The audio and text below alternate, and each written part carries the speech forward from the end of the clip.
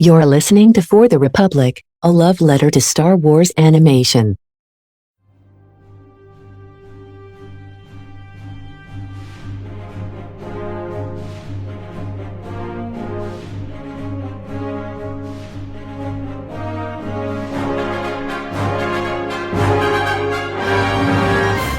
Hello there. Hello everyone, welcome to another episode of For the Republic, a love letter to Star Wars animation. We are back here to discuss Trespass. It is a single standalone episode of the Clone Wars. I am Andrew, joined by Conor, but we have a special guest here with us today from Knights of the Nerd Republic, from the Nerd Academy podcast. He is, we are in the middle of a custody battle right now for this dapper young gentleman right here. Jarod, how are you? I'm great. I'm super excited to be here. For Conor, I'm sure this feels like those episodes of like a Disney Channel comedy. Where It's like, a cross, yeah. It's like a Kim Possible Lilo and Stitch crossover. Oh, Kim Possible Lilo and Stitch. But I was even just gonna say, like, you know, whenever it's like, oh no, like Zach and Cody are like on a date with two different people at the same time. What am I supposed to do? Like, you're stuck between your two hosts. It's what are you gonna do, Conor? This is not KNR. This is in fact For the Republic. So this is a reawakening for Mr. Conor right here. Yep. So Jarod, before we get going on Clone Wars, and there are a couple other things I want to discuss because we only have one episode today. It's just the two of us, and then we have this beautiful man down there. If you just whenever I bring guests on for the first time, I just like to get a good idea of how they became the Star Wars fans that they are. So if you have like a quick story of like your first memory with the franchise and how that kind of spiraled into where you are today, hosting various podcasts and just always tweeting all the time. Go right ahead. Tweeting all the time. I love it. All the time. Well, what do you mean I'm terminally online? I've been a Star Wars fan for about as long as I can remember. Some of my earliest memories are Star Wars. I've said this countless times. I'm sure anybody who keeps up with anything I say is tired of hearing it. But when I was a kid, my dad and I played this video game called Star Wars Obi-Wan. It is a sleeper hit. It is awful. That's one of the ones I never played, but I hear it's not great. It's not great, but it was incredibly brave. It made the dark horse decision that your combat controls would be the right joystick. Ooh. So like you had like an actual like directional control of how you swung the lightsaber, which again, like it was very brave and it handled like dookie. But playing that game all the time with my dad is absolutely like one of my earliest Star Wars memories. And, you know, it really burnt the aesthetic and vibe of the Phantom Menace into my brain as like what Star Wars feels like. The menu music was Duel of the Fates. Most of the game's story is a retelling of the Phantom Menace. Star Wars Obi-Wan was absolutely one of my earliest memories and is absolutely foundational to my fandom. Since then it's just been nothing but since, and I've been a little too concerned with the goings on of Space Wizards. Yeah, no, definitely. The good old days of LucasArts releasing game after game after game is like the one thing that I wish like we still had, especially with this new era of all this new content. Like if we had that constant influx of games, it would be really great. But then, I mean, we got Jedi Fallen Order from it, which is his hyperfixation over there. But I'm sure, I'm sure you're aware of that. There was a time, especially back on the old show on Dewback Discussion back in the day. Where we would be trying to talk about like news about the rise of Skywalker, and then you would just slowly creeping in. And it reminds me about how in Fallen Order, and it was like, oh, there it is. Yeah, that sounds about right. But like, what, like, how did this eventually like come into you creating your kind of own podcasting network and bringing all these people together? Was it just, how did that end up happening? It was a very funny series of happenstance. That's a story. Yeah, it was. I got recruited into the Dewback Discussion Network, now known as Project Louder. I was eventually handed the reins to their Star Wars show, and got to start a comic book show. And with that newfound kind of, for lack of a better word, like leadership responsibility, they were also like, also you can build your team. And I was like, well, that I'm going to do. Conor had already been brought in the same way I had been, just by, oh, hey, I found this guy on the internet. He seems to know what he's talking about. We don't. Only TJ made the mistake of finding me in person, which is even worse for all of them. No. Ooh. But no, it was a Steel City Comic Con. But I got to build my team. So I built my team. I called in, all of my friends from, down here in Latrobe. We all teamed up. Eventually we decided we wanted to do our own thing. So we went from Dewback Discussion and Hall of Heroes. Still miss that name. I was proud of that name, Hall of Heroes. I was like, I don't know how anybody hasn't taken this yet for a comic book podcast. No, that's a good name. Run. I was so proud of it. I'm good at naming things sometimes. And then, from that, the Nerd Academy podcast was born, and the Knights of the Nerd Republic, and any of the other shows in our network. And it's save for Conor, who I only, compared to everybody else, recently got the pleasure of getting to know and become friends with. I've known everybody at the earliest since elementary school and at the latest junior high. So I've known, it's ostensibly become an extension of like lunch table conversations. And that's the vibe. That's what it's always been. Isn't that what all podcasts are? It's what they should be. What they should be. Yeah. Exactly. Yeah. When and at least an elevated version of them. When I first attempted the whole Star Wars podcasting game, I did it with my best friend of like 13, 14 years at this point. And that was great. But then just COVID made that such a difficulty, like getting in the same room, and Zoom was an issue at that point. And now all my friends live out of state. So now I found 3 strangers on the internet, and something beautiful was born, where we get to talk Clone Wars and new release Star Wars and all the stuff that we love about a galaxy far, far away. And then sometimes really bad episodes about droids fighting each other and being look, man, R2 absolutely bodied Goldie. That was the best moment of that entire arc. Goldie's a cop. That was the only good moment of that arc, sir. I don't know what you're just talking about. Goldie is. I agree with that. We get introduced to a just terrible character in this episode, which we will get to. But Jarod, I know you are big into High Republic, as far as I'm aware. Have you gotten? I have not personally read Path of Deceit yet, but we got all those announcements about a week or so ago. Are you caught up on the new comic? Because you are not. Okay, I'm not. I was shamefully not. I'm making a promise to myself that starting this week, I'm getting back on the comics train. Or next week, maybe. I'm not sure. I want to do better about reading comics. I know I'm very bad at that specific thing, which is funny considering the main show. But no, I have absolutely loved the High Republic. I'm a few hours into the Path of Deceit audiobook. Other things that have been going on have kept me from that. Those of you who again are aware of my social media and my media consumption, the Alex Jones trial has been consuming a lot of my time. But now that that's over, I can focus on something that's probably better for my brain than watching him get raked over the coals in court.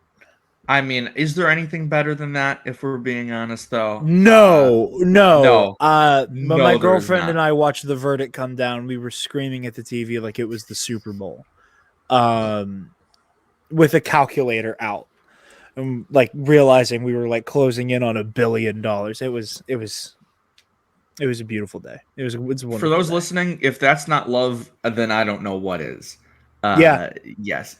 Oh, I Exactly. poisoned Taylor's brain. I poisoned her brain. She listens to Knowledge Fight now, and it's all my fault, and I'm so proud of it.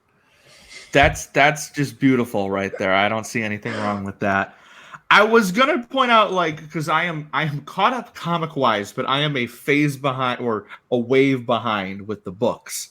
So I'm on Fallen Star right now. I have all of the spoilers, but okay. I am I have yet to get to that character that Conor keeps telling me I'm going there's to a there's a with moment in Fallen Star that just all of my life, but I was because I read the first issue of it's a the cheer new out wave loud type moment, I of think. THR, and like the whole time I was like, I have no idea what's going on right now.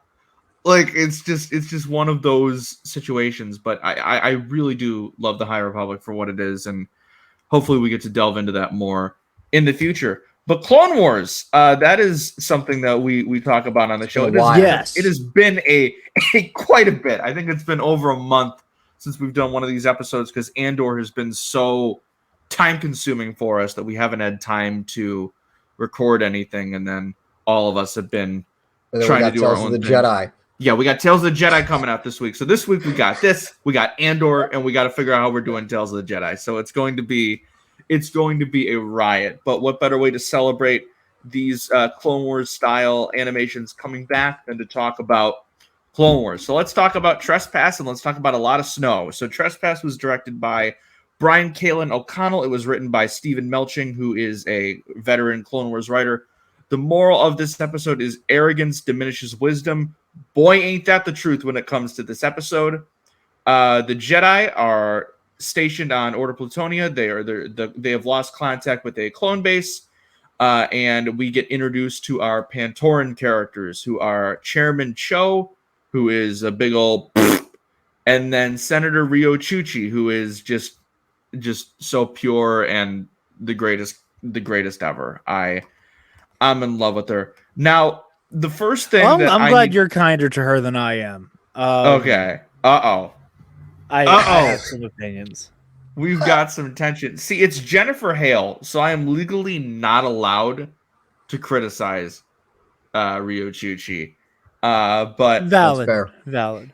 The first thing I will say is I had kind of forgot before we did our research, where I started doing my research in this episode, that this was the Snow Planet episode, and all of these outfits are just the clones, the snow clone armor. I love it. Anakin and Obi-Wan's like little jackets, beautiful. I love them. I wish we had more episodes like these where they just got to fully experiment with the looks and just give them new outfit. I know with like models and stuff, especially at this time for CG animation, it was very expensive and very like time consuming for the animation department. But getting stuff like this, I always really loved, and it just, the aesthetic of the episode really added to the way it's telling its story of just having it be in the snow planet and then just burgeoning tension leading to this turf war that we end up seeing throughout the episode. And I just liked that we had a snow planet that wasn't Hoth. Like that would have been just a very easy George, like, all right, so we're gonna go back to Hoth for this episode. But instead, we got this new planet. We got Orto Plutonia. We got introduced to the Pantorans, who were George Lucas's family's background characters in Revenge of the Sith. Good old Baron Papanoida, the real homie out there. But I really liked a whole lot of what was going on in this episode. Now, the first note I have about the Pantorans is that Riyo Chuchi is a national treasure. So, Jarod, take the floor and combat that. I think Chuchi is an enabler. I understand that like part of the tension of a lot of Republic stories is that, oh no, we can't do anything because everything's like tied by the wrist by bureaucracy. She knew all of this was wrong, and while Galactic Republic military is laying waste to the Talz people. She's just kind of having a moment of, gee golly willikers, I wish there was a way we could get a hold of the Pantoran council body, whatever nonsense. And oh man, this is really rough. Like, I sure do not want to do a genocide. That really would suck. Oh man. Oh, there goes the chairman being a space racist. Yeah, no, I think she could have done a lot more to stop Space Andrew Jackson, and she chose not to. That is very accurate. He looks like him. He looks like Andrew Jackson, but in Blue Man Group.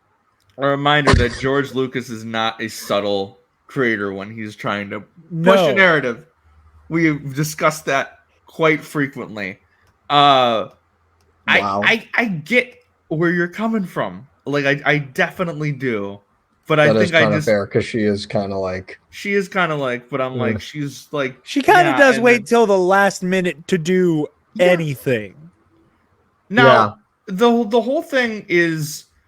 I did get that impression while watching the episode last night. I was like, why don't you speed this up?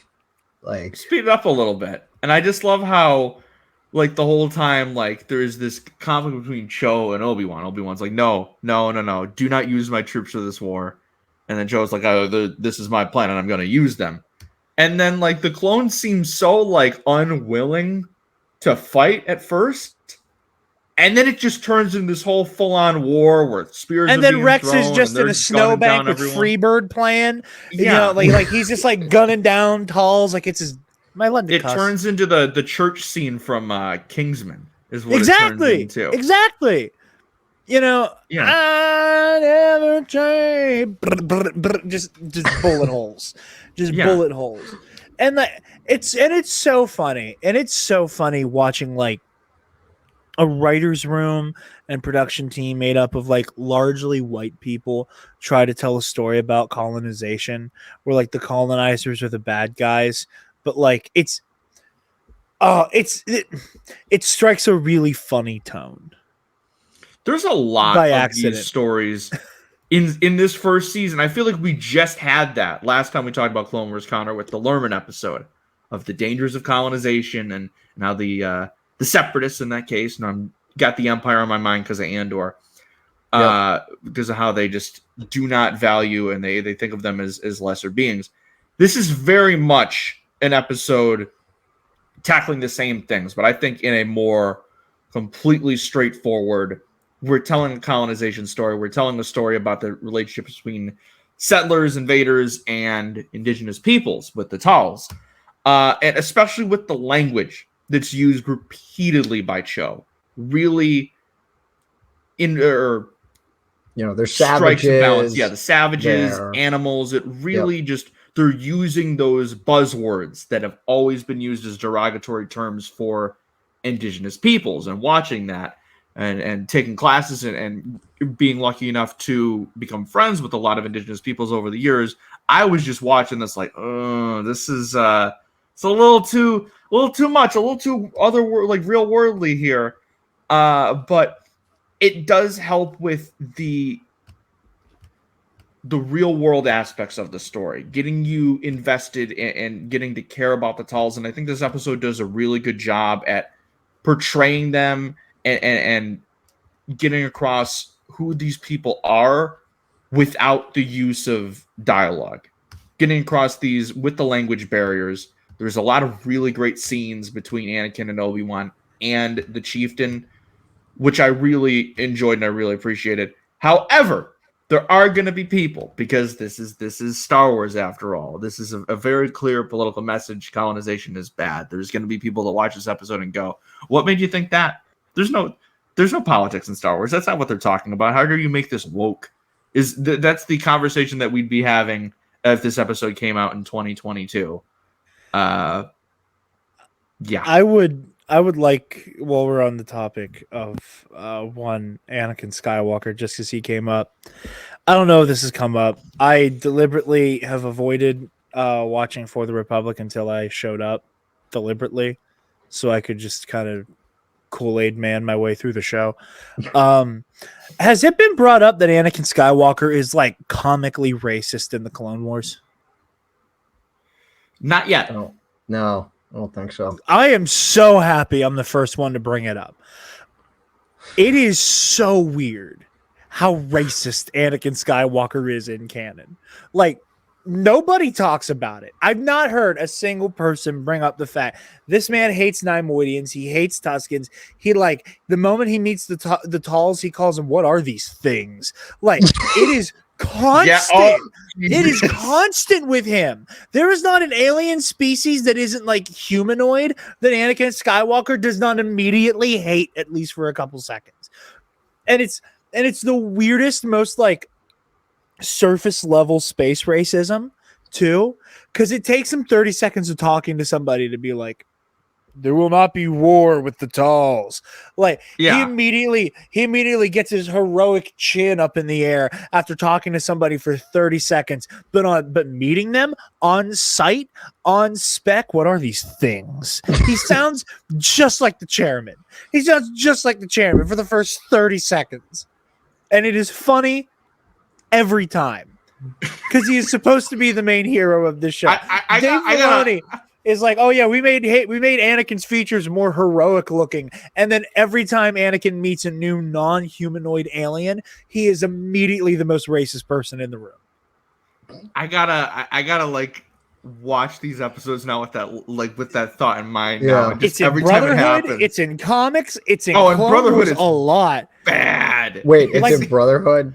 Well, no, in Brotherhood, it's a at very least- Neimoidian focused story. So he like when they have to go to Cato Neimoidia, he has all of these like because of what happened in Phantom Menace. He's like that's instinctively there, and he has to like get himself to like not judge the culture by just like a select few, and that's like a really like big struggle with him. But again, that is a theme with Anakin though. Is like once he gains the trust of someone, or once someone like is able to gain his trust, he's like, I will fight to the death for you. But if you're not that, or if you're just an outsider, he's just a bit different. Yeah, I was gonna point I- out, I was gonna give my brother some props here. I was gonna be like, man, he drew this nice drawing. Look at this schoolyard little pure boy. And then you come in here and you throw It's the really spacism cute. in my It's mind. really, really cute because 30 seconds ago, he sounded like He was ready to take his lightsaber out and start just plowing them down. He sees them. He And just, "What are these he things?" sounded kind of like that guy that Immediately. I'm sure you guys have seen that really, really cringe video where it's in like Texas. The guy's he's like a repairman or something. He says, "Oh yeah, he knocks on the guy's door, and he's like, oh yeah, we're just going around to the neighbors, but instead of neighbors." No, it's not even. No. That's not even Anakin. Like Anakin would open up with just saying a slur, and then would like have to get, and then like after talking to a person of color for 30 seconds, Anakin would post a black square on Instagram. Like that's who Anakin Skywalker is. Like it is the most surface level, and it is so funny. Like So he just comes in with watch. the most extreme prejudice, and then like after like being told, no, But this is bad. instantaneously, Hold on a second. instantaneously, almost. Like go back to the Tartakovsky Clone Wars, and that's in the second season when he goes on his spirit quest. Oh, yeah. He's the same level of racist with them. Like somewhere, somebody went, Anakin Skywalker has to be a little bit of a bigot, like all the time. And it is really weird. And I don't know why in every story, Anakin Skywalker is just a little bit racist when he first meets somebody. It's really funny. It's kind of hilarious. This is our main character. I'm never gonna Slightly be racist. able to unthink about that now. Like Same. it's just Yeah, have fun. That's just- Have fun for the rest of Clone Wars when he's just like, who are you people? Every time. It is. I am disappointed in you, sir. This is I thought that you were one of the good ones. And you're going over One of here. the good ones, Jesus Christ. Going over here spreading this hatred. But that's the best part is the moment Anakin Skywalker gets to know somebody for more than 30 seconds. He's like, you're one of the good ones. Immediately. He's like, immediately. He's like, we need to protect these people. This blue bastard's an idiot. And speaking of that scene, like, I just really, really love that scene because to me, at least, it was one of the few times that we actually see the Jedi use their diplomacy and it actually succeed. No, I have a lot of notes about that, or quite a few notes on that scene. I really loved it. But like before we get to that, the episode I thought does a great way of building the suspense of the reveal of the Talz, because we start the episode off, there's no wife here, this is under Pantoran control, and then we see the clone helmets on the spikes. Dave must have really liked that shot because we see that quite a bit in Clone Wars. We see that in Mando. I mean, it's a great shot. But then counteracting that, when we go to the Separatist base and there's the droid heads on the spikes, and you just see the droids frozen with no heads as they're coming through the base. I was like, this is just cool visuals all around. Like really showing, there's a third party here, and they build the Talz up as like these hidden villains, and then they end up being the heroes of the arc. So it was subverted there, which I really liked what they were doing here. Cho at this point is very, very insistent. It's like, this has to be the Separatists, and we just see right off the bat, I fought for years and I've been along longer than you have. Yeah, I will die for my country. So that's his excuse for being boomer mentality. Yeah, extremely racist. Before we even know that there's another party at play, we just see that something's not right with this guy. He's a very deeply jingoistic person, and he very much factors into the Bush era politics that George is lampooning and criticizing in the prequel trilogy.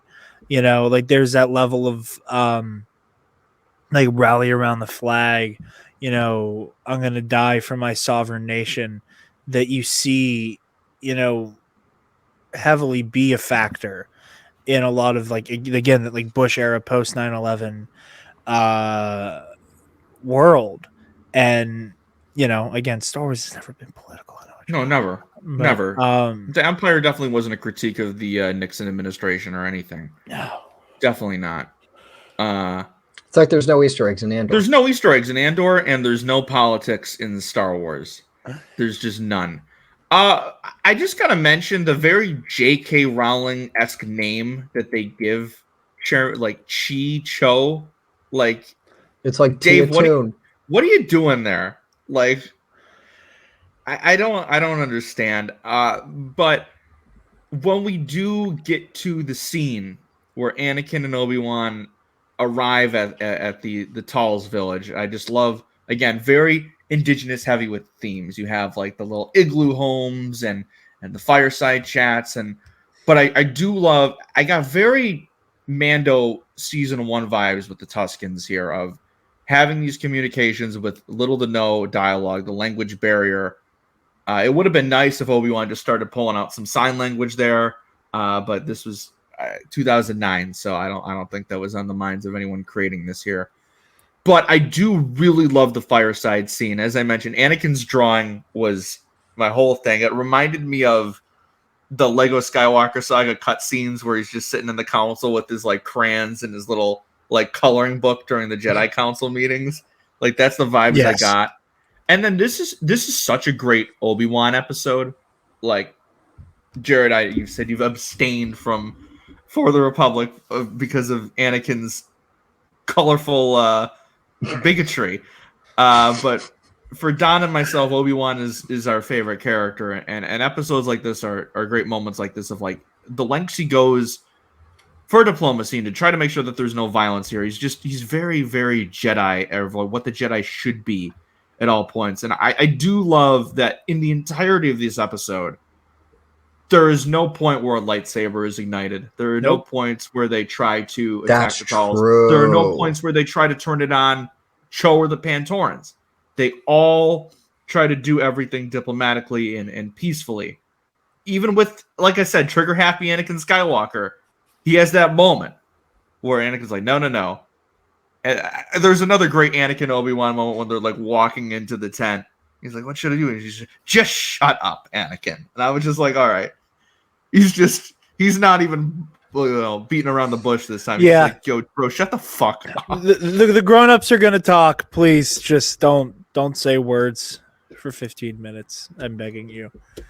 And then Chief his name Tyson. Yeah. Just bear hugging Obi-Wan when Obi-Wan went in for the handshake was the greatest thing ever. And like you said, they went from like, are these hostiles? Are we going to have to do something about this? To, these are our best friends, and if anyone harms them, I will go to hell and back to protect them.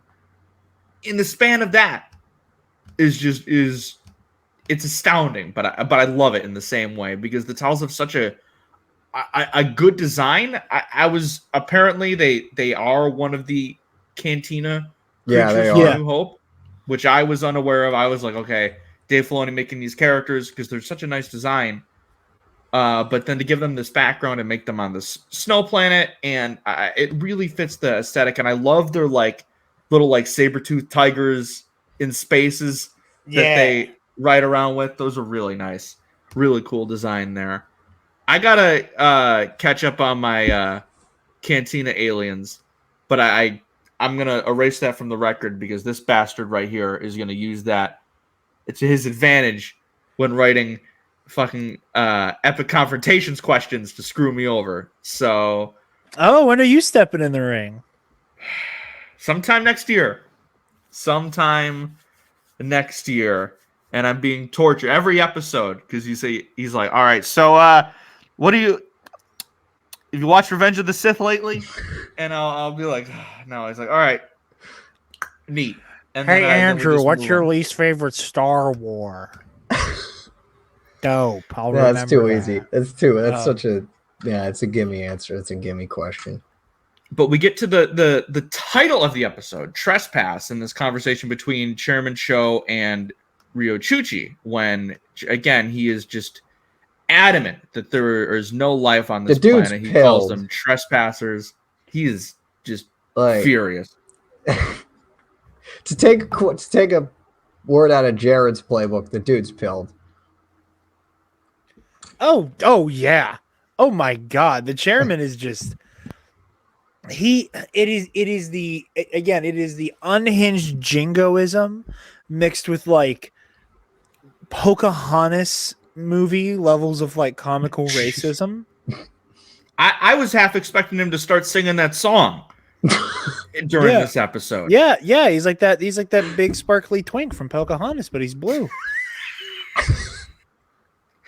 Now I might like the character now that you describe him like that. But this is I don't like him. Like every time he talked, I was like, shut up. But a difference, what I noticed in this episode, it's like every arc or every episode, Clone Wars gives us a new character to absolutely fucking hate. Yeah, Andor's doing the same thing right now beautifully with their just group of just shithole men repeatedly. But another thing that this episode does different than a lot of the other Clone Wars stories that we've had so far, Connor, where they tackle colonialism or they tackle corrupt figures in the military or politics like Cho, where power's just gone to their head and they're just fueled by their hatred, is in a lot of those other episodes that we've talked about so far and in the future, they get revealed as like a separatist double agent or they've been corrupted by the dark side. We don't get that here. He is just straight up, I will die for Pantoran, no matter the cost. And just so fueled by these people don't belong here, they're lesser than us. Exactly. The nationalism fuels him, but we don't see like, oh, Count Dooku promised me royalties like we got with Captain Argaius. Yeah, or anything like that. Or we don't see that anywhere, which I really liked. And just another way that this episode kind of did its own thing, standing on its own, and changed up the narrative a bit. Not only with the aesthetic and the setting, but just the themes of the episode, which I often really liked.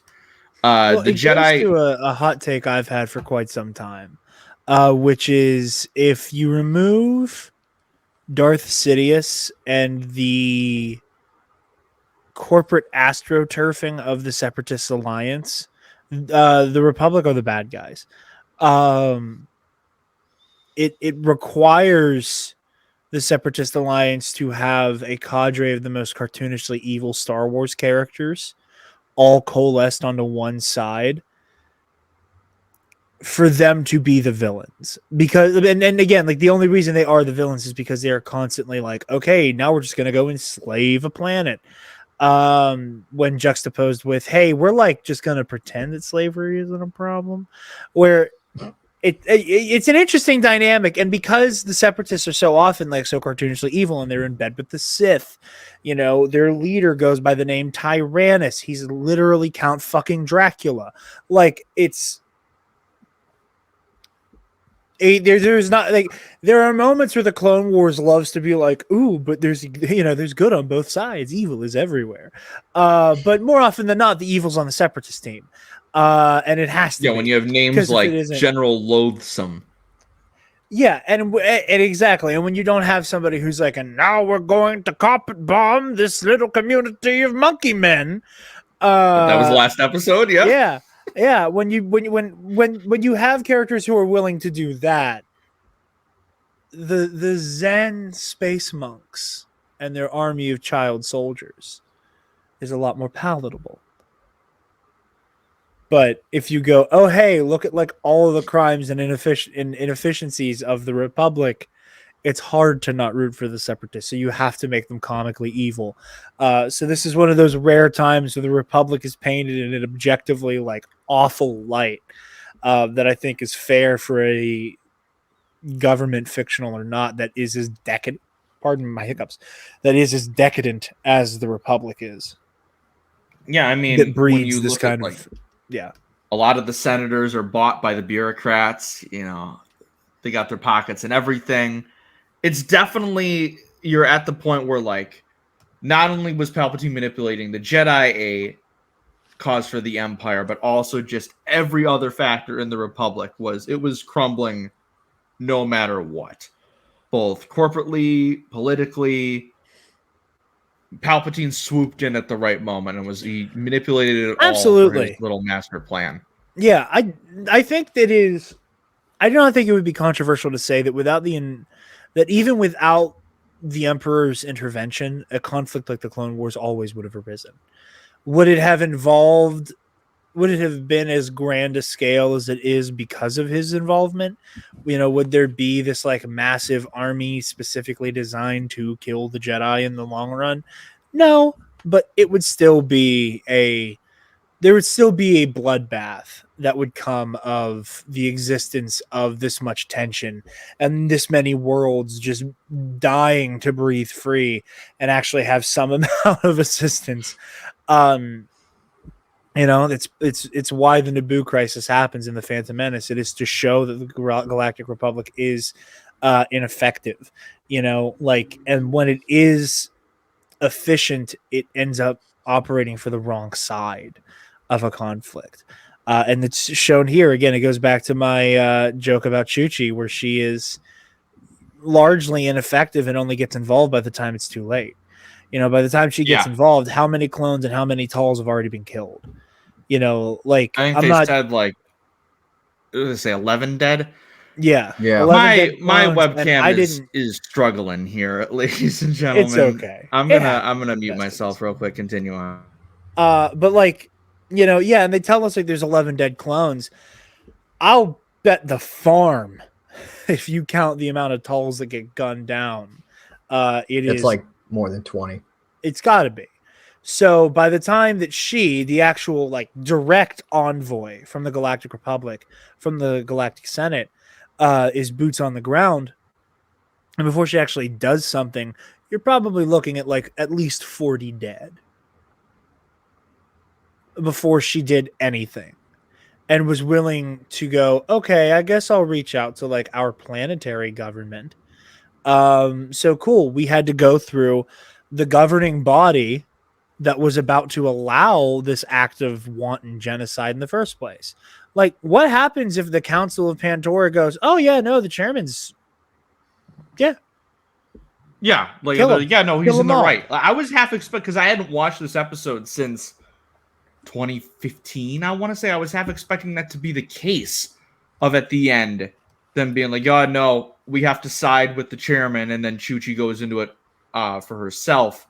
But no, this is I think Palpatine is taking control of my webcam right now, because this is just oh, absolutely, yeah. this is just, I mean, he heard me talking shit and he's using the Force. Listen, I already have the ultimate evil right here, so no one can mess with me. That's just horrifying.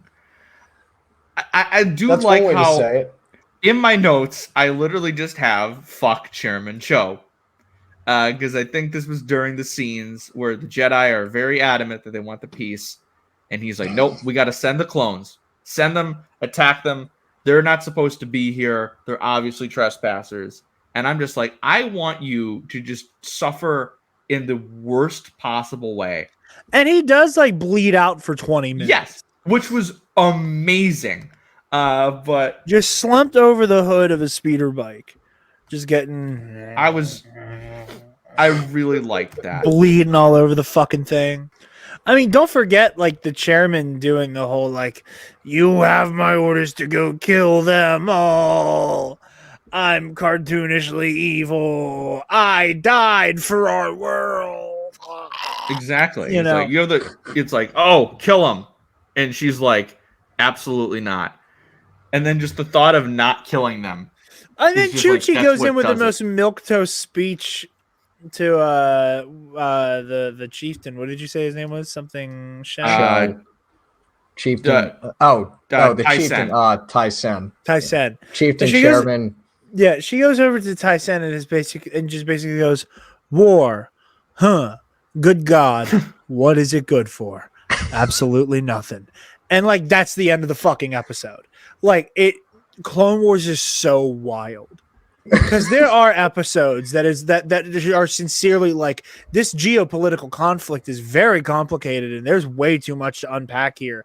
So like pew pew for fun, but man, is this bad? And then there's other episodes where characters just look into the camera and go, war is bad.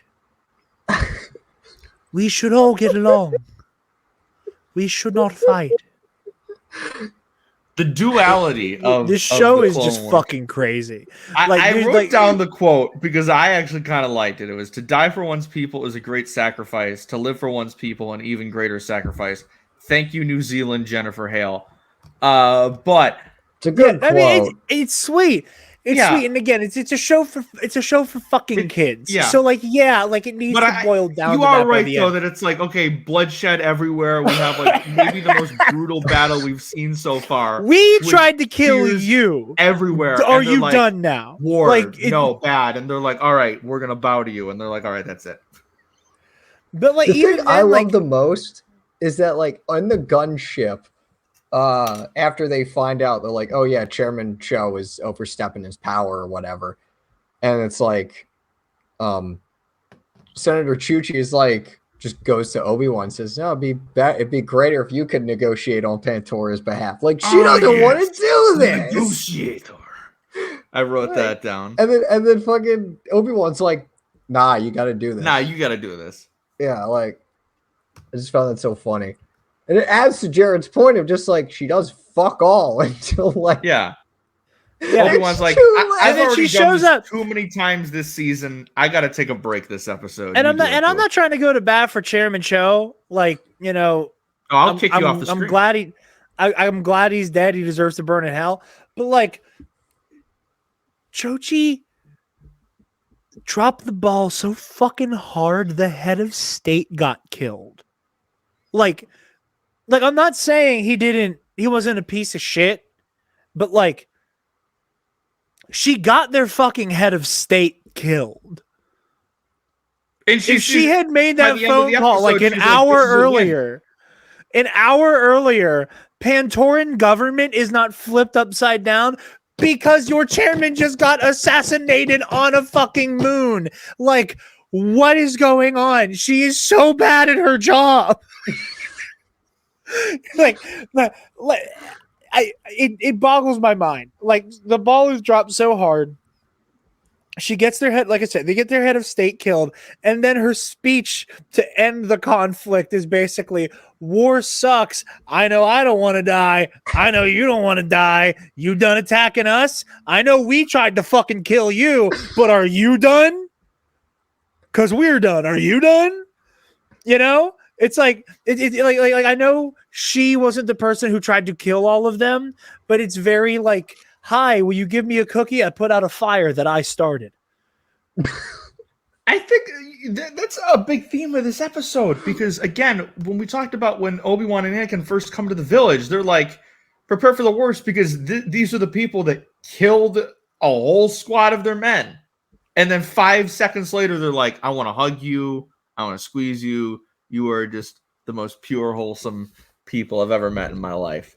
And it's like, what did they do again? It's like, who cares? They deserved it. Yeah, the very based way the show very much glosses over, like, hey, we were on their territory. Our guys must have fucked around for them to get killed. It's not good, but yeah, but it's like shit happens. They shouldn't have been there. You know? I think they literally said the clones provoked them, and it's like, well, yeah. Well, no, they said the separatists provoked him, and the clones got caught in the middle. Yeah, it's like if you pull blasters on these people, they're gonna start swinging. Yeah, and they're very clearly capable. Which again, I loved the way that these fight scenes are done. Not only because I think the throwing spears are just a really cool weapon visually and for like combat scenes, but they just come out of nowhere, just coming out of shot, left, right, and center. It reminded me of a lot of like those old westerns that you'll see now. The depiction of indigenous peoples in those movies is bullshit, but like. I know Lucas is very influenced by old school filmmaking and old school westerns, old school science fiction. This has his paw prints all over it. I don't know why I just referred to George Lucas as a puppy there indirectly, but we'll go into it. But again, I was just very shocked of how brutal this battle was. And then when Cho got impaled by the spear, I literally I was jumping up and down. I was screaming. I was ready to go because, it also comes like right after, it was so unceremonious too. It's also kind of a sight gag. Boom, there we go. I will not retreat, Captain. You know, like you just immediately get skewered right when he says it. Like there were some Talz up on the ridge, like, hey, fucking watch this. Let's wait for it. I will not. Fucking got him, bitch. Yeah.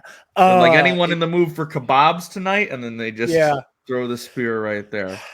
It's Clone Wars is simultaneously is a very adult but deeply silly show. You know, like it's a show about war crimes for children, and I don't think we talk about that element enough. Like we talk about the war crimes and we talk about the whole like, oh, it's a kids show. Here's the scene of like, again, the turncoat from the Newt Gunray Prison Break, just like slowly like like you're watching his lungs burn from the inside out from the lightsaber blade when Ventress runs him through, and you watch the slow death that a lightsaber wound can cause as he slowly slumps over, mouth gaping, eyes rolling back. And then other times Jar Jar will step and poop. And then and it's all in the same fucking show. It's in the same show, sometimes within like a scene like difference from each other.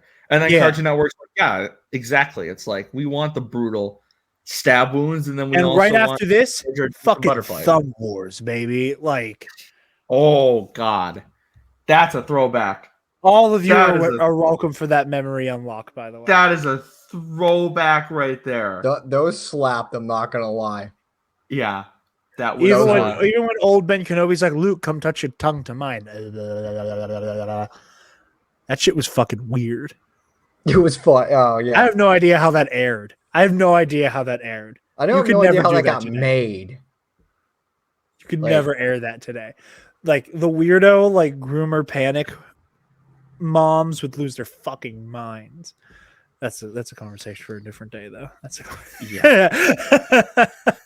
But Conor, you did post on Twitter as a little teaser for what we were discussing here. The two shots that you really liked from the end of the episode, and I agreed with you, like the stampeding Talz, like in the background as the clones are fighting. And the clones in the foreground. And then the very Logan-esque, the two spears with Cho's hat on. I thought it was a very great symbol for like putting an end to this oppression and this colonialism, letting them live as free people. Boy, wouldn't that be great if real life was patterned like that, and we didn't just continue to be like push them away. What genocide? I don't know what you're talking about. But those were very good scenes, and the visual storytelling of Clone Wars I always appreciate. I really liked it. Kevin Kiner's score during these scenes were very good. Also, I have to real quickly just loop back around to when Senator Chuchi was given permission by her government to overrule Cho and to do this and negotiate peace. I just have to point it out because I immediately catch on. I was like, okay, Chuchi was given the authority to negotiate peace between the Talz by Pantoran James Arnold Taylor. Because just immediately I'm like, yeah, that's him voicing. It's just something about his cadence I can always tell. Just the way he ends sentences, I'm like, okay, that's fucking Obi-Wan Kenobi. There's something really funny about James Arnold Taylor being the voice acting virtuoso that he is. Because for somebody who can play such a diverse cast of characters, like you could do an episode that's just James Arnold Taylor. He also has the tendency to just do the one voice. And it's so weird because you will hear him talk about how there's a big difference between Obi-Wan Kenobi and then you'll have the way his cadence completely changes for Plo Koon, and it's like, and you hear him do all these voices, and you get the weird, like creepy or sinister, more Moralo Evol. Like you hear him do all these different voices, but like when it's not a named character, it's just accent someone important on top of James Arnold Taylor. I promise I'm not James Arnold Taylor, even though I sound like a slightly pitched up version of James Arnold Taylor. I don't know why I'm mostly doing my John Mulaney impression. There's a horse loose at a hospital. But like it's the same thing. If he's not playing an important character, he's just doing the same voice for everybody. And it's just how I can tell how I can tell when I'm watching like a show, and I can just tell immediately when a character is voiced by D. Bradley Baker, because when he's not voicing a named character, it's the same voice every single time. And he is maybe the greatest voice actor currently in the game, but he just has that little bit about him, especially watching like Avatar or Legend of Korra. When he voices like background characters, you can tell immediately. My favorite part of the SpongeBob movie is when he just uses a clone trooper voice for a fish. I got to go back and watch it now. It's the scene where they're at the bar and like they're accidentally blowing bubbles with the soap in the bathroom, and they have everybody lined up and they're playing the Goofy Goober song. I think it might be it's a two-headed fish or something, some weird shit in there, but they're in like the tough guy bar, and then the song plays and it's like Goofy Goofy Gooba Gooba, yeah, and it's like, but it's just a fucking clone trooper. The SpongeBob movie came out before. I'm a Goofy Gooba, General Kenobi, well, Goofy Gooba. Like, it's so funny. It may not be that fish, but you can very clearly hear the clone trooper voice in that bar, and you're like, George Lucas watched that movie and he was like, I have an idea. George Lucas comes into the studio. So the other night I was watching the SpongeBob SquarePants movie, and I thought it was a really fascinating meditation on monarchism. And there was one guy who voiced a fish, and he's going to play 90% of the cast of this show. Go find him. The alternate reality where that exact thing happens, but the thing that he's just completely zoned in on the most is the David Hasselhoff scene. So David Hasselhoff voices the clones. Yes. In the Clone Wars show. And then that every be like? clone name would end up being a really gauche Knight Rider callback. I mean, they're not subtle with a lot of their other names, so I wouldn't be know. shocked there. Listen, Lieutenant Doom is my favorite for my favorite supervillain reasons. Also, one of my favorite rappers, all caps when you spell the man's name. Exactly. Yeah, no. But no, like this episode, we've talked about the wackiness of Clone Wars and Anakin Skywalker's casual bigotry, whether he knows it or not. But I loved this episode personally. Like I said, a Same. very direct commentary, but it worked. It landed for me. It hit. I love the planet. I love the design. I love the snow armor. Immediately, I'm like, all right, let me check eBay and see if I can get figures of Anakin and Obi-Wan in the snow gear because I'm gonna need that. But I also love how the aesthetic added to the buildup and the storytelling of the episode. I even like when I was checking Wikipedia, they even put that on there. They said the snow in this episode is very much a part of the emotional tone of the story. They developed the different densities and types of snow to parallel the moods of the story, including the moment when Chuchi buries the hatchet with the Talz leader. The blizzard breaks and the snow drifts very gently down. So they really like the way that they even use the snow to signify points in the narrative going up and down. I really loved. And also, if you weren't shocked, Orto Plutonia was based on early Ralph McQuarrie concept art for Hoth. So, got to use it somehow. Yep. But I love a good snow planet. I hate the snow in real life, living in the cold, frigid hellhole that is Buffalo, New York. But snow in Star Wars, I'll take it. And I just love whenever we get like, because Star Wars, you always hear like, oh, desert planet, jungle planet, snow planet.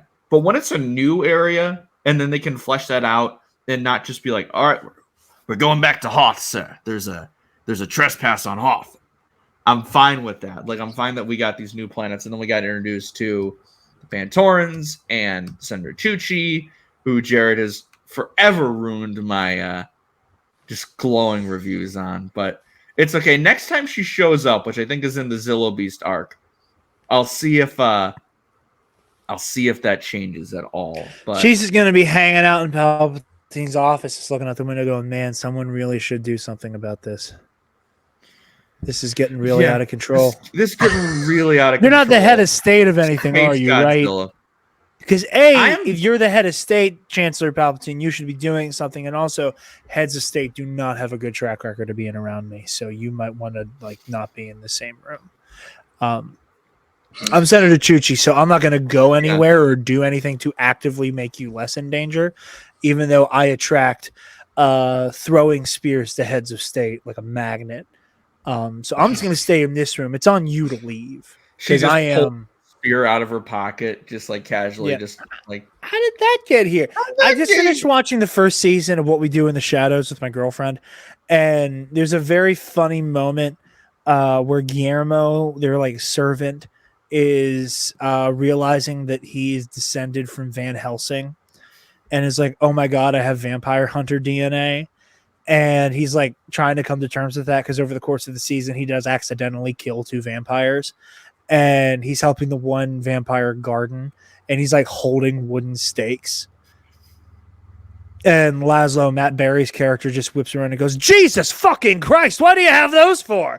And I just see Chuchi just walking around holding stakes like Guillermo. That would be beautiful.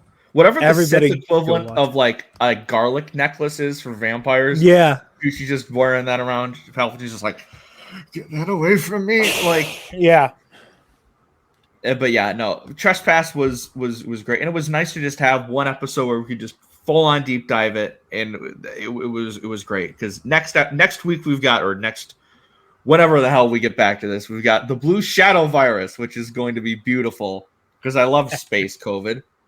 I'm a big fan of space COVID. But now before we head out, I have a new segment I want to test out.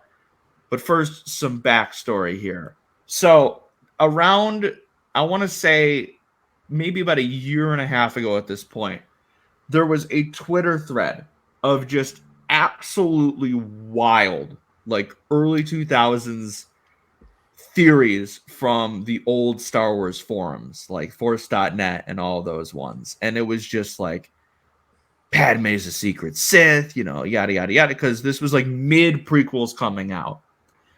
And we always talk about like how people kind of go a bit overboard and a bit crazy with their theories. Force Center has the great speculate responsibly tagline that I have a shirt of. But we always talk about like how crazy they are now, especially like when the sequels were coming out of like, Snoke is this guy and this guy and this guy.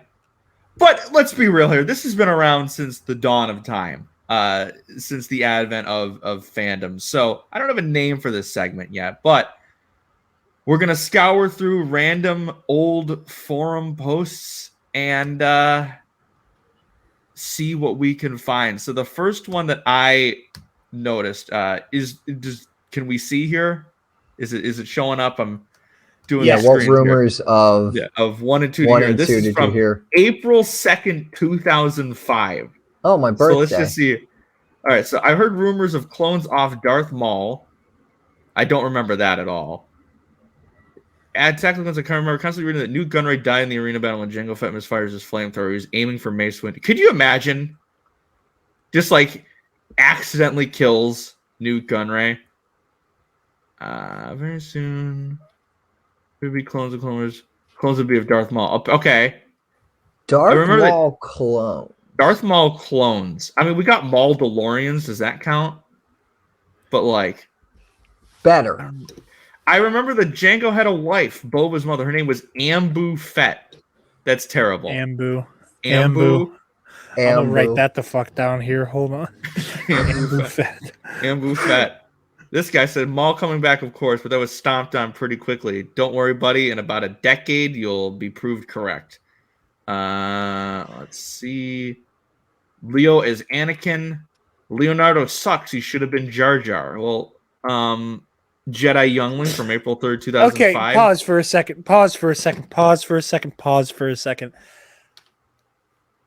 The hate in the early 2000s for Leo DiCaprio is the same hate that Robert Pattinson was getting in the early 2020s, where it's that you were in a thing that girls liked, and I hate girls. Yeah, they're icky. They have cooties. I don't like it. And now, what do all dude bros like worship? Wolf of fucking Wall Street. Exactly. Just say, I remember time Ambu is a flat Fett. circle, and some shit is never going to change. Anyway, continue. What is a Darth Kimball? That's a. I can't tell you. Oh, wait. Go back up to that. I remember hearing Charleston Moses Heston was being cast for the part of Yoda in Phantom Menace. Could you fucking imagine if they had George was like, all right, so this time Yoda's just going to be the Planet of the Apes guy. Like, that would just be insane. Now, this guy's spot on. Don't forget, Tupac was almost Mace Windu. He was almost Mace Windu. I remember hearing the Darth Maul Dude, come Delta back with robotic 62 spider legs. Gets it. And could jump very high with 6. He was right. I actually thought grown Boba Fett would be in episode 2. Dooku's blade was curved. Well, that happened. Well, not the blade. I remember back in 1997 reading on my web TV, what the fuck is that? That the Attack of the Clones would have the birth of Leia and Luke. Sorry, the Brith. The Brith of Leia and Luke. The Brith and not Attack the of Clones. Attack the of Clones. I also read that Boba was a teen in the first one, and that he was the one that was cloned for the clone army. In episode 3, there was going to be a young Han Solo. That was almost true. But this is 2004. Oh, wait, no, this is April. Okay, the clones were the Jedi facing copies of themselves and many other wired rumors.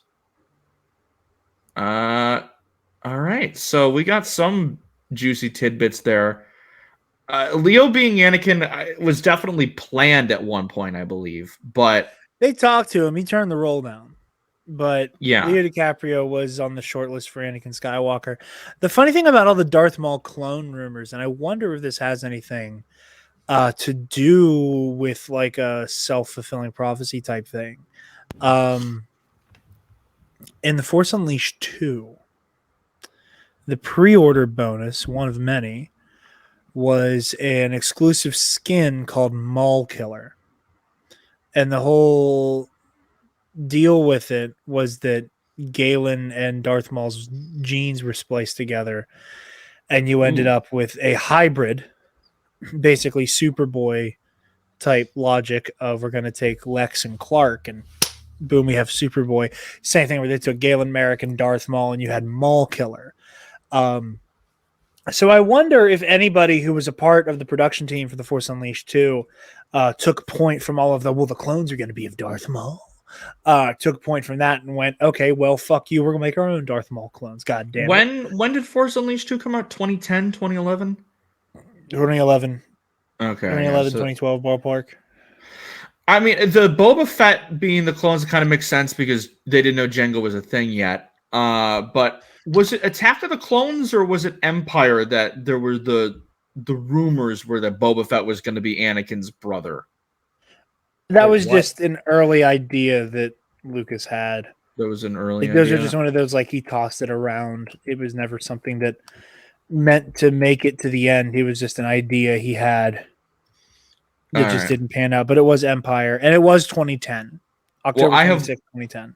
I have one more, because this one caught my eye when I was just scrolling. I wish there was a random post button that I could find, but I can't find it on here. Whose side is this? Is Pat? Padma I really on from February 14th, 2000. I love when Borat talks about the prequel. Padme, my wife. So recently, I've been thinking about Anakin's reason for turning / not turning to the dark side. We've all seen Anakin's tendencies towards anger and fear, which are both paths to the dark side. But what's kept him from slipping? In my opinion, it's been his friends, especially Borat, Padme, and Obi-Wan. This is especially evident in the garage scene after Anakin has killed all the Tuskens. Filled with hate, Padme is the only thing that holds it. Why does he keep spelling it like that? Or Padme has to be Anakin's undoing. Were it not for Anakin would not be doing many of the things he's not supposed to do, like falling in love. Anakin is even ready to abandon the Jedi Order for her as witness to it. So in some ways, Padme is what keeps him good, and on the flip side is what causes him to fail. Any other thoughts? Is this Jarod? Like, this seems like something. Yeah, like this seems like something you would write. Jarod, is that you? Are you at Voyager Risa from October 12th, 2002? No, I was not. Do you even know how to use the internet in 2002? No, not really. No. So I thought this was going to be like Padme for one moment. I thought this was going to be like Padme's a secret spy for Palpatine. He's just kind of right. Like, this is just kind of like that's based. This is kind of spot on. Now, this one being watched and advised by Palpatine doesn't help. Okay, I think that if Padme dies, which she should, then this is the catalyst that turns Anakin. If everything was hunky during the GFFA, then I don't think he would have turned. Anakin also do Susan Anger decay. In episode 3, she'll be we're gonna scroll away from that one. She's very manipulative. She is to blame for a lot of what happened to Anakin. I don't agree with you, buddy. But there's that. How do you figure? She's on neither the good nor the bad side. She's a politician. She's on her side and the side of the people she represents. I think there's a chance that Padme has such an influence over Anakin that he would listen to anything she says or follows any action that she takes in the next film. Real quickly, this Obi-Wan profile picture, do you think this has been changed since 2000? Or do you think I hope not. I'm going to be right back, gentlemen. Give me 1 second. All right. Conor, do you agree with this one, that she is a tease selfish and she puts Anakin under the thumb? No. I think it's obviously a powerful influence over the end of the Attack of the Clones. She lied to Obi-Wan. The strong sense he was only escorting Padme back to the room. I think that'll be Anakin's cause from falling from grades. She's out for herself and what she wants. I think these people need to watch these movies again, because I do not consider Padme to be manipulative in the slightest. Besides the first reply, besides the first comment, everything else kind of sucked. Yeah, that first one, I thought it was going to be like, is Padme some secret agent from the Sith to manipulate Anakin? Is she under the control of Palpatine? Because again, it's like she's one of those characters where like she's not there in the original trilogy. So we got all these wild theories. Now, eventually, I want to go back and like actually find some truly wild ones. This was just me 5 minutes before the episode started, going through the forums, going back to the earliest possible date I could search for, and going, "All right, this sounds about right." But that one kind of, I don't know. So the Maul being the clones is one that I am very interested in and would like to research a bit more, because I want to know what caused them to think that. You didn't miss anything. Yeah, you didn't miss much, Jared. We were just talking about how a lot of forum posters in 2003 seem to think Padme is manipulative and out for herself. I wonder why that would be. Yeah, it's because she is an evil femoid bitch, and she I'm just gonna keep saying femoid. Okay, sounds about right. Brought across there. So no, you're absolutely right. All of these theories are cockamamie and are all designed to just be there will never not be a weird internal inherent misogyny to some fan theories. And I'm not saying that fan theories are inherently misogynistic, obviously. But there's always going to be this weird we have to construct, we have to go full Pepe Sylvia to explain why a woman is doing something that you wouldn't react that way if it were a male character. Which is and shit like Padme's a secret Sith is just chef's kiss. Exactly that. Bullshit. That's where I thought a lot of that was going. It's like Palpatine was controlling her the whole time, and Anakin, no one could ever possibly love Anakin because he's a weirdo. And it's like, well, I mean, and casually racist. Yeah, and the Maul one stuck out to me, and so did the twins being born in episode 2. Like the narrative change if that happened. What would episode 3 be? Would the Empire have happened in the end of Attack of the Clones? An argument can be made. Well, you see, Andrew. Uh-oh. God King George Lucas has never made a mistake. So you cannot tell me that it would make more sense for the twins to have met their parents, for Leia remembers her mother. Exactly. So yeah, of course people thought the kids were going to be born in the second movie, because then it would make sense for Leia to, I remember my mother. Fresh out of the womb, So. Just like when 3PO was introduced in 1977, he was like, yeah, Anakin, when he's a young guy, he's just going to build this guy, and it's great. Yeah. Everything has been planned since the beginning. It's all been planned. The whole time. Luke and Leia were definitely siblings when George had a plan. George always had a plan. There's no politics in Star Wars, and there's no Easter eggs in Andor. There's none. Not at all. And I think that is where we end things today. Jared, thank you so much for joining us. I was hoping you were going to vamp a little bit longer, because I have my Bluetooth speaker right here. I was about to start playing Sweet Home Alabama. No. We were talking about Luke and Leia, but you cut me off. Damn it. I'll take the avoiding the content ID strike for this episode, which is nice. So coward. Thank you for saving us that struggle. But yeah, thank you so much for joining us, for having this little KNR for the Republic crossover today. If you just want to battle. Yeah, the custody battle for one Conor Chikiti. I just love how you're just stuck between just two husky bisexuals. I love how that's just where you're stuck. This is his life. He's just it's the best Oreo sandwich that one can have. You got two husky bi guys, and then the one-eyed twink in the middle of it all. Call Conor a twink. That is what love is made of, and also being very excited over Philly sports teams doing good things. Did you lose them too? I lost them too. Okay. And it's because this is my podcast now. Welcome, everybody, to Knights of the Nerd Republic, the show your favorite nerds talk all things about the galaxy far, far away.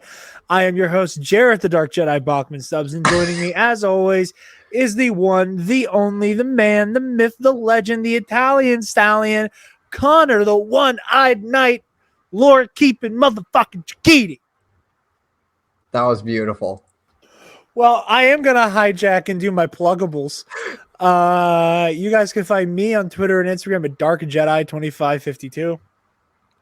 And you can find the Nerd Academy podcast and Knights of the Nerd Republic, the latter of which I host with this lovely gentleman, on all podcast platforms, Spotify, Apple, all those things, and also on YouTube, the Nerd Academy podcast YouTube channel. We also have the main show.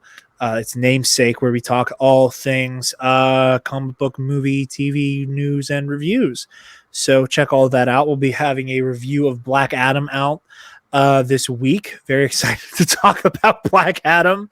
Oh, Ionized Bastards on the All Remaining Systems YouTube channel is a Star Wars tabletop game myself and friend of the show, Alden Diaz, is on. Now I'm just being antagonistic. Austin and Jake are friends. I like them. We're cool. I like making fun of them, though. I'm an antagonistic prick, is the moral of the story. Conor, I hate to do this. I think I am going to split. Okay. So please share with Andrew my thanks and appreciation. And thank you to all of you who are watching. Please, we would be honored if you would join us at the Nerd Academy podcast. May the force be with you all. You can find me on Twitter at DepaBanana. I talk Star Wars. I talk Philly sports now because the Phillies are doing pretty good right now. They're going to the World Series. You can find me over at the Nerd Academy podcast, where I co-host Knights of the Nerd Republic with the guy that you just saw, Jarod the Dark Jedi. We talk everything Star Wars all the time. Haven't had an episode for a bit. And then you can find me over at sweditorig.com/fiction. I have no published stories yet, but SWE Fiction is a connected universe of fan short stories and like almost novel-length stories that we have in the works, where we just tell Star Wars fan stories, and I work with a wonderful group of creative people, Andrew included. I think we're going to have them on the team soon. And I have no published stories yet, as I said before, but I do have one in the works. It is called The Hidden Kyber. It is part of our fan initiative, Dawn of the Order, where we it's a 10-part story initiative where we take a look at the formation of the First Order through our own unique lens, unique character-driven lens. And my story is set shortly after the events of Fallen Order, a video game for which I'm a big fan of, and it stars Seer Junda and Cal Kestis.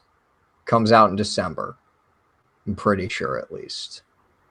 There he is! Yep. Sorry, on my phone now. Internet went out, so we're back. As for myself, thanks, Jarod, for coming on once more. You can follow me on Twitter, TikTok, Instagram at Starlight Andrew. You can follow the podcast on YouTube at For the Republic Podcast and Twitter at For the Repub Pod, Instagram, TikTok at For the Republic Pod. Post a lot of updates there. We'll have our Andor recaps later in the week. And Tales of the Jedi coverage will be coming soon as well. So thank you so much for joining us. Technical issues aside, and as always, may the force be with you. Always.